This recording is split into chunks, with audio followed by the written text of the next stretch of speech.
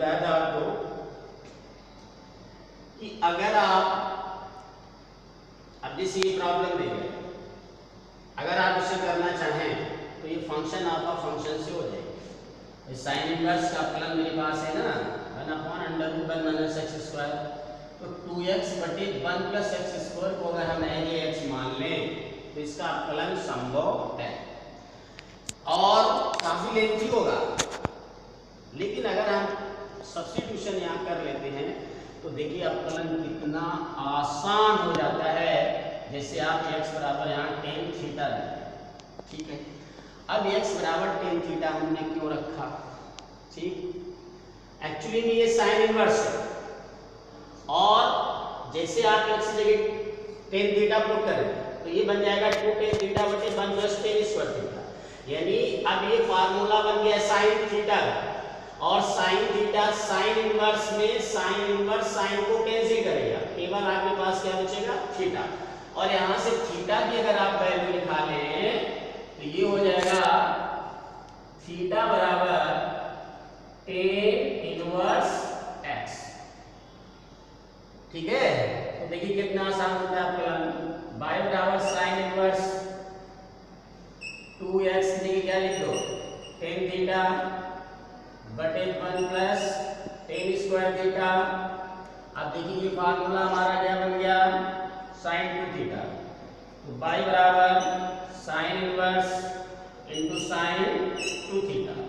ऐसी स्थिति में साइन से साइन इनवर्स कैंसिल हो जाएगा, y बराबर आपका क्या आएगा 2 थीटा और थीटा की वैल्यू आपके पास क्या है tan इनवर्स, तो y बराबर हो जाएगा 2 tan इनवर्स x। और अब देखिए इसका अवकलन कितना आसान है। अब आप लिखेंगे differentiating with respect to x, तो y का अवकलन क्या हो जाएगा dy बटे dx और ये हो जाएगा d अपॉन dx और 2 tan इनवर्स x। मैंने आपको बताया था अगर चर पद के साथ कोई भी अचर पद इनटू या डिवाइड में है तो पहले उसे कॉमन लेके कहां लाओ बाहर, और dy बटे dx ये हो जाएगा 2 और d upon dx tan inverse x। और देखिए tan इनवर्स x का अवकलन क्या होता है 1 अपॉन 1 प्लस एक्स स्क्वायर, तो ये आपका आ गया 2 अपॉन 1 प्लस एक्स स्क्वायर। तो अवकलन कितना इजी हो जाता है, कितना आसान हो जाता है अगर आप सब्स्टिट्यूशन कर दें। अदरवाइज डायरेक्ट करेंगे तो x बटे 1 प्लस एक्स स्क्वायर को एज x मानेंगे तो ये हो जाएगा आपको इसका साइन इनवर्स का 1 अपॉन √1 माइनस 2x बटे 1 प्लस एक्स स्क्वायर का होल स्क्वायर। अब इस फंक्शन को आप हल करो, लेकिन इसको एज x माना तो फिर आपका आएगा d अपॉन dx 2x बटे 1 प्लस एक्स स्क्वायर। अब इसमें आप डिवाइड रूल लगाओ, परेशान हो जाएंगे। तो इस तरीके के सवालों को थोड़ा ध्यान रखिए, अगर सब्स्टिट्यूशन आप कर लेते हैं तो अवकलन बहुत ही आसान होता है। देखिए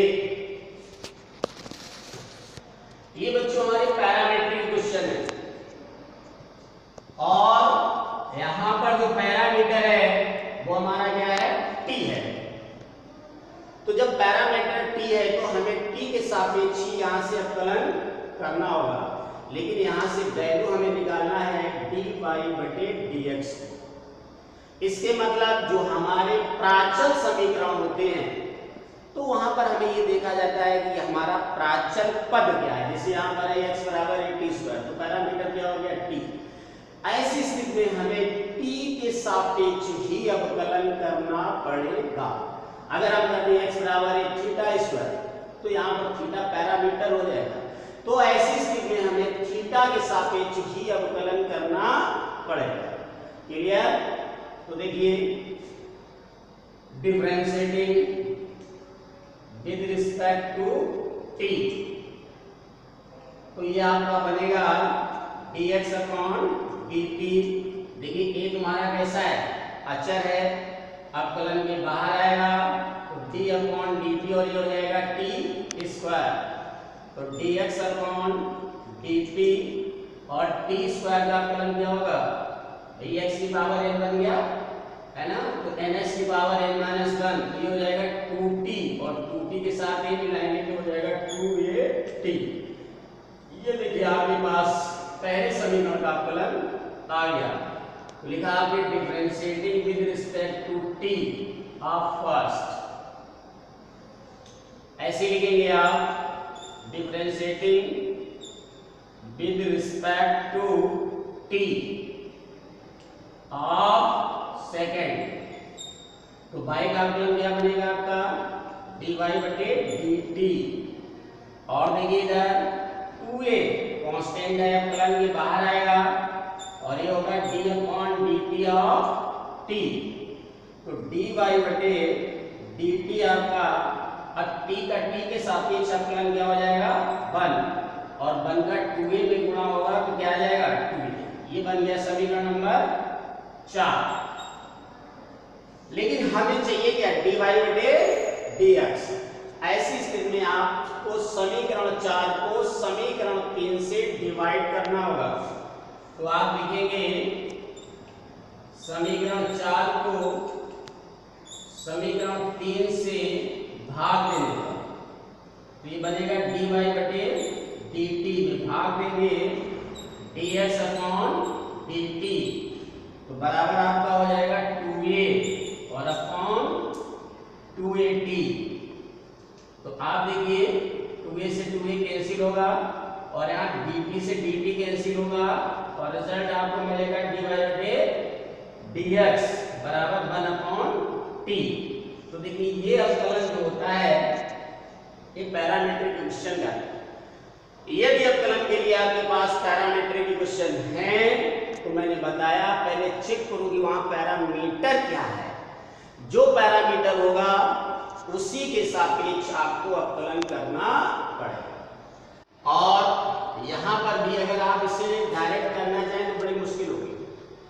अब देखिए बाहर टेन इनवर्स है तो आपको यहाँ टेन इनवर्स ही बनाना पड़ेगा। इसको बनाने के लिए आप पुट कर दीजिए x बराबर 90 माइनस अल्फा। ऐसा मैंने क्यों किया? देखिए ऐसा करने से होगा क्या, cos 90 minus alpha change into the sin alpha और sin x change into the cos alpha, है ना। तो ये फंक्शन हल होके और इसका जो सॉल्यूशन आएगा वो 10 की पदों में आपको मिलेगा।